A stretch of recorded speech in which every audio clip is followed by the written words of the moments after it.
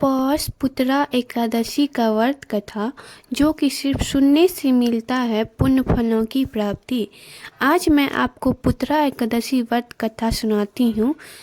धर्मराज युधिष्ठिर कहने लगे कि हे भगवान, आपने पौष कृष्ण एकादशी अर्थात सफला एकादशी का महत्व बताकर बड़ी ही कृपा की। अब आप कृपा करके मुझे पौष माह के शुक्ल पक्ष की पुत्रा एकादशी का व्रत करने से किस प्रकार की फल की प्राप्ति होती है, कृपा करके बताएं। भगवान श्री कृष्ण बोले, पौष माह के शुक्ल पक्ष में आने वाली इस एकादशी को पौष पुत्रा एकादशी कहा जाता है। इसकी मैं एक कथा कहता हूँ, सो तुम ध्यान पूर्वक सुनो। नगरी में सुकेतुमान नाम का एक राजा राज्य करता था। उसका कोई पुत्र नहीं था। उसकी स्त्री का नाम सवैया था। उसके पुत्र न होने के कारण सदैव चिंतित रहा करती थी।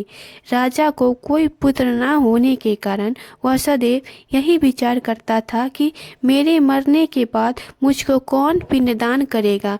बिना पुत्र के पितरों और देवताओं का ऋण मैं कैसे चुका सकूंगा। जिस घर में पुत्र न हो उस घर में सदैव अंधेरा ही रहता है। इसीलिए पुत्र के उत्पत्ति के लिए प्रयत्न करना चाहिए। राजा इसी प्रकार रात दिन चिंता में लगा रहता था। एक समय तो राजा ने अपने शरीर को त्याग देने का निश्चय किया, परंतु आत्मघात को महान पाप समझकर उसने ऐसा नहीं किया। एक दिन राजा ऐसा ही विचार करता हुआ अपने घोड़े पर चढ़कर वन को चल दिया तथा पक्षियों और वृक्षों को देखने लगा। वन के दृश्यों को देखकर राजा सोच विचार में लग गया। इसी प्रकार आधा दिन बीत गया। वह सोचने लगा कि मैंने कई यज्ञ किए, ब्राह्मणों को स्वादिष्ट भोजन और भोजन से तृप्त किए, फिर भी मुझको दुख प्राप्त हुआ क्यों। राजा प्यास के मारे अत्यंत दुखी हो गया और पानी की तलाश में इधर उधर फिरने लगा। थोड़ी दूरी पर राजा ने एक सरोवर देखा। सरोवर के चारों तरफ मुनियों के आश्रम बने हुए थे।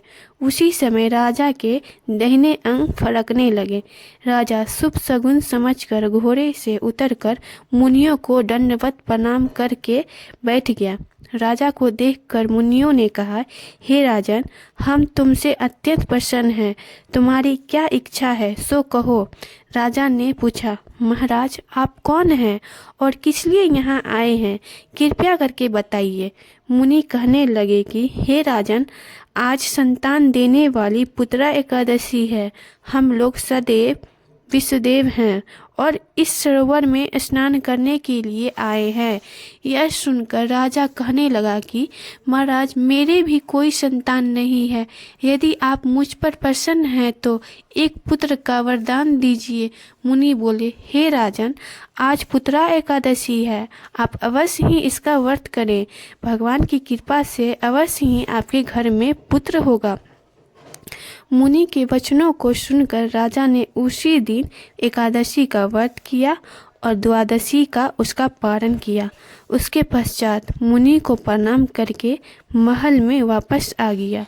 कुछ समय बीतने के बाद रानी के गर्भ धारण किया और 9 महीने के पश्चात उनके एक पुत्र हुआ। वह राजकुमार अत्यंत शूरवीर, यशस्वी और प्रजापालक हुआ। श्री कृष्ण बोले, हे राजन, पुत्र की प्राप्ति के लिए पुत्रा एकादशी व्रत करना चाहिए। जिसे पुत्र हो उसे भी करना चाहिए। पुत्र की आयु लंबी होती है और जीवन में तरक्की आती है। कैसी लगी आपको यह एकादशी व्रत कथा, कमेंट में ज़रूर बताएं और इस प्रकार की जानकारी पाने के लिए चैनल को सब्सक्राइब जरूर कीजिएगा।